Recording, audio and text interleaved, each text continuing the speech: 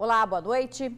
A gente começa o TN2 de hoje com um alerta. De cada 100 leitos de UTI específicos para a Covid-19, 90 estão ocupados no estado. Mesmo assim, festas clandestinas com aglomeração têm preocupado as autoridades em saúde. Com o aumento no número de casos, medidas mais restritivas foram adotadas pelo governo. Se você tinha alguma dúvida, agora não há mais. O estado enfrenta o pior momento da pandemia desde o início dos contágios. Chegamos a 90% de ocupação de leitos de UTI para tratar os pacientes mais graves. A notícia chega no momento em que o mapa de risco está todo em alerta. Nenhuma cidade capixaba está em risco baixo. E no fim de semana, antes de vigorar a nova classificação, o que se viu foi um festival de aglomeração que beira o deboche, que beira a brincadeira com o risco que existe. O cenário crítico para o especialista está no afrouxamento de antes. Com menos restrições, o cidadão interpretou que a pandemia já estava controlada, ou até mesmo que tinha acabado. A gente observa diariamente, o fluxo de pessoas, muitas vezes sem utilização de máscara, sem manter a distância mínima. Isso impacta muito, obviamente, na transmissão e, com consequência do aumento da transmissão, o aumento também das internações e óbitos. Muita gente decretou por conta própria o fim da pandemia. Tanto não acabou como evoluiu. Vírus com maior força de contágio e resistência, enquanto isso a população mais suscetível a esse mal. Faz um ano que eu estou trabalhando incessantemente para tentar fazer alguma coisa por essas pessoas que estão aqui, tá? Então você, jovem, que está levando o Covid para dentro da sua casa, para sua mãe, para o seu pai, tá? Tenha um pouco de compaixão e amor ao próximo. Além da sobrecarga, da superlotação, existe o esgotamento psicológico, o emocional. É inaceitável um profissional conviver com mortes diariamente e você fica impotente para resolver aquela situação pelo fato de repente, você não tem o leito, você tem o problema do oxigênio, você não tem a vaga. Podemos dizer que no mundo, hoje, o epicentro do coronavírus está no Brasil. É o que a gente vê quando olha a situação de todo o país, a maioria dos estados em situação alarmante, inclusive o Espírito Santo, como você viu no início dessa matéria.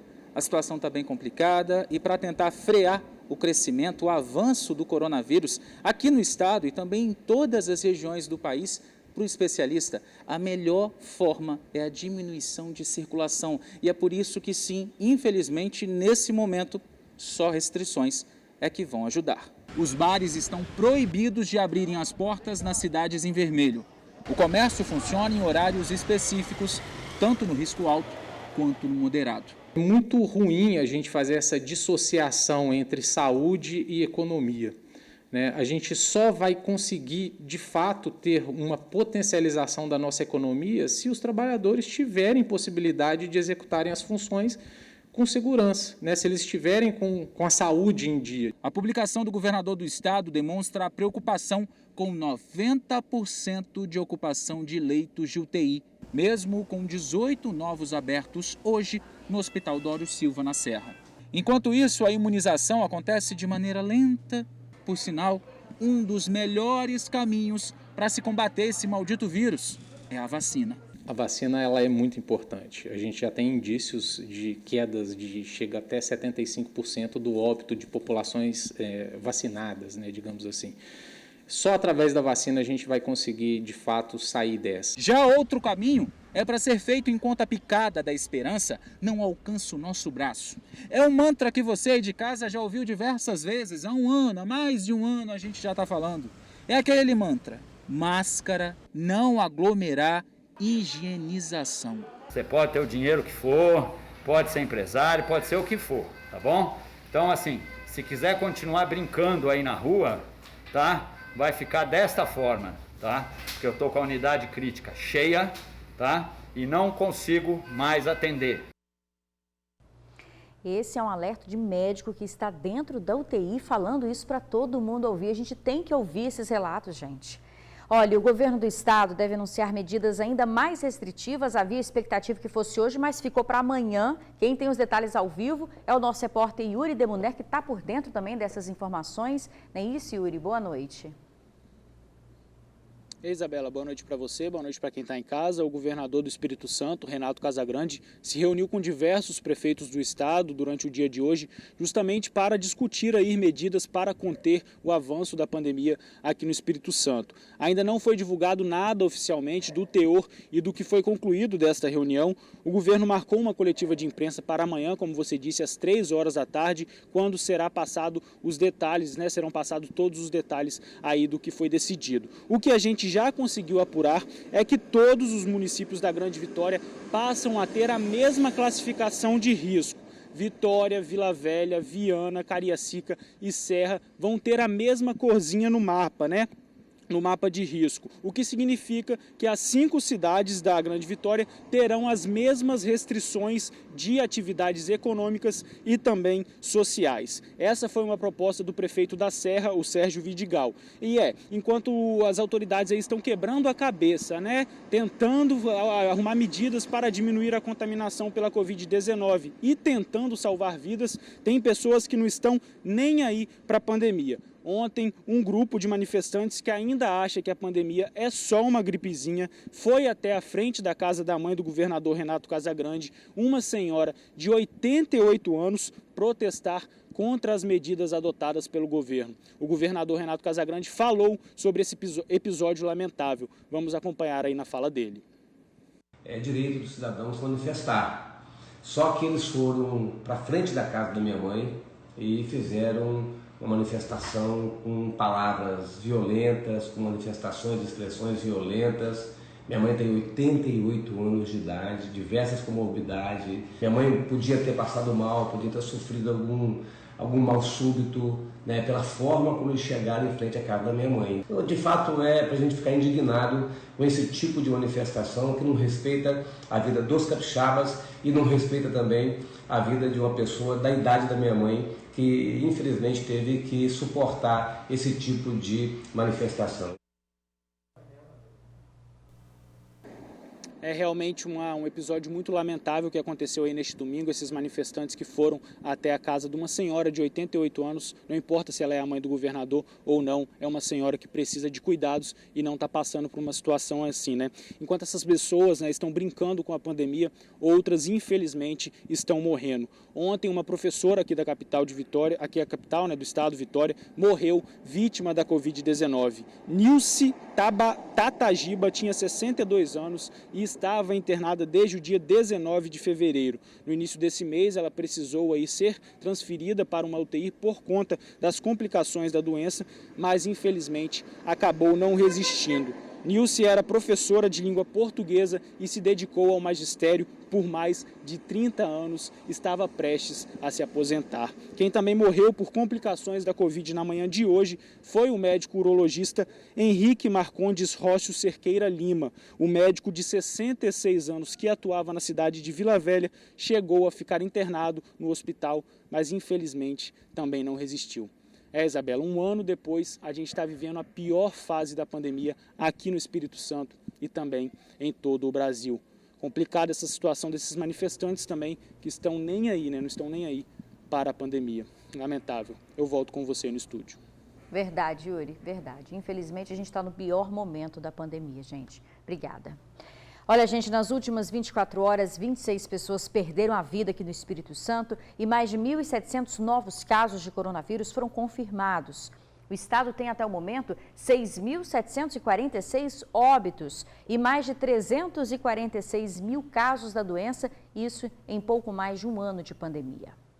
E o governo determinou que aulas para as crianças de até 5 anos sejam suspensas em todo o Espírito Santo, independente da classificação do mapa de risco do município. É que os leitos pediátricos estão cheios. Pedagoga Bárbara é mãe dos gêmeos Davi e Luca. A família mora na Serra. Os meninos têm 6 anos e são autistas. Com a suspensão das aulas presenciais, ela ajuda os filhos em casa com as atividades, mas segue recomendação médica para não deixá-los participar das aulas online. A questão do autista é que ele não pode ter interrupções no tratamento. E a escola é fundamental para eles na questão da socialização e na parte cognitiva. Ela chegou a gravar este vídeo indignada ao ver uma aglomeração durante a noite. A escola pode ficar fechada, mas o boteco fica aberto, ó. É todo dia isso aqui, ó. Suspender as aulas divide a opinião entre os pais. Geraldo também tem 2 filhos. Ele prefere que as crianças estudem em casa para evitar a contaminação. Um está ao 9º ano e o outro ao 3º ano. E eu sou totalmente favorável, porque o contágio está muito grande e os nossos meninos, infelizmente, eles não têm todo o cuidado que a gente, pais, adultos, temos, né?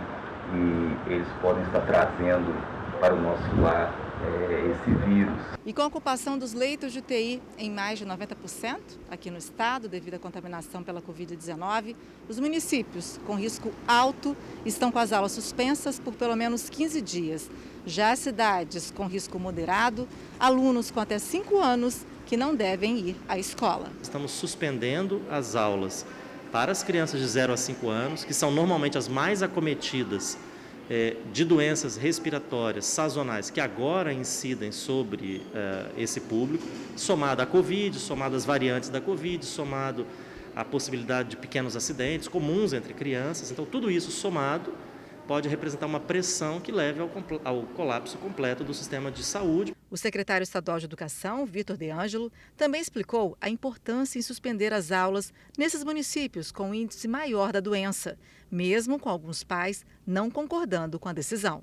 Retomar as atividades com pessoas em sala de aula não pode ser a qualquer preço, né? Eu acho que se há um risco envolvido aí, iminente, e que precisa ser controlado, claro que mesmo sendo uma medida muito dura, e dura para nós que somos educadores e gestores de rede educacional, a escola precisa ser fechada. Vamos ver então, gente, como é que está o andamento da vacinação aqui no Espírito Santo. A gente sabe que essa é a única maneira de evitar a forma grave da doença, né? Bom, segundo o vacinômetro, 178.420 pessoas já tomaram a primeira dose e 58.154 já tomaram a segunda dose. No retorno do TN2, você vai ver que está sendo procurado o suspeito de matar uma enfermeira aqui no estado. Aguarde um instante só. Este homem que aparece aqui no LED está sendo procurado pela polícia. Ele é suspeito de matar a companheira com 33 facadas. O crime aconteceu no dia do aniversário da vítima, na frente da filha do casal. A técnica de enfermagem Jaciara da Silva de Moura completaria 33 anos hoje. Completaria, porque na noite de ontem ela foi assassinada brutalmente pelo marido. E a infeliz coincidência é que ela foi morta exatamente com 33 facadas. O crime aconteceu dentro desta casa, que fica no bairro de Vila Nova de Colares, na Serra. Os vizinhos só souberam do que houve, porque a filha do casal, de 11 anos, correu para a rua gritando por socorro. A criança assistiu a tudo, a agressão e a morte da mãe. Tentou até impedir. Chegou a bater nas costas dele várias vezes. Como viu que não ia adiantar, ela saiu correndo aqui para a rua, gritando, pedindo ajuda aos vizinhos. De acordo com algumas testemunhas, o pai chegou a subir aqui, ó, no primeiro andar e tentar se jogar. Agora, outras testemunhas viram quando ele saiu de dentro da casa, numa bicicleta, com a faca do crime, a arma do crime, na cintura e pegou essa direção aqui, ó, fugindo aqui do local. Deixou para trás a mulher convalescendo lá dentro e uma filha desesperada por ajuda aqui pelos vizinhos para tentar salvar a mãe. Eu vi os gritos da menina, né? Aí eu saí, abri o portão, ela já estava aqui na rua gritando, socorro, minha mãe vai morrer, meu pai matou minha mãe.